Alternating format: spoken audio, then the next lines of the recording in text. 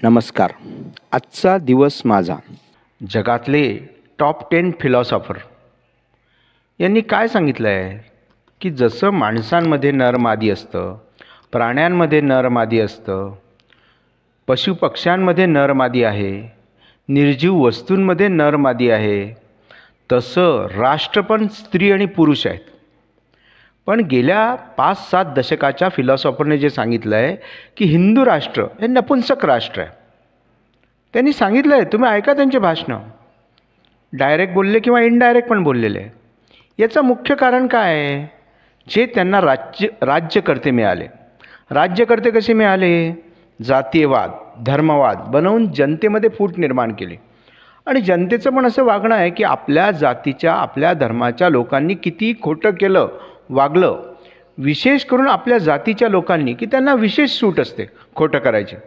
आपल्या जातीच्या लोकांनी जास्तीत जास्त फुकट देतील, ते अल्पशिक्षित असतील तरी त्यांची खोटी प्रशंसा करतील, त्यांच्या नावाने किंवा देवाधर्माच्या नावाने नाव घेऊन कामचुकारपणा करतील.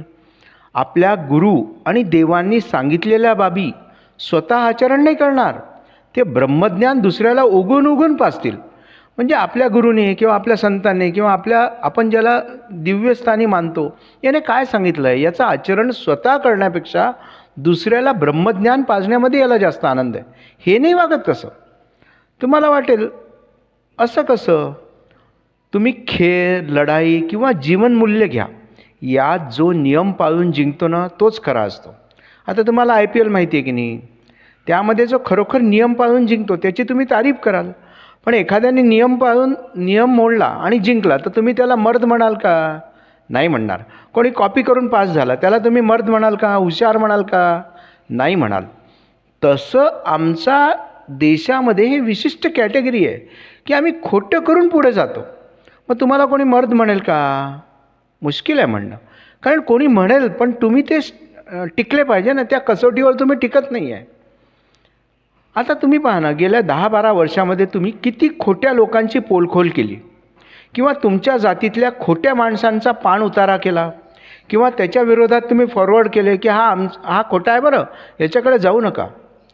बस असंच आहे. प्रत्येकजण आपल्या सभोवतालच्या खोट्या व्यक्तीला थांबवायचं सोडून त्याच्यासोबत जुळून जातो. आणि मग काय होतं? ते खोटं दुपटी तिपटीने वाढतं. असो, विचार करा. जय भारत.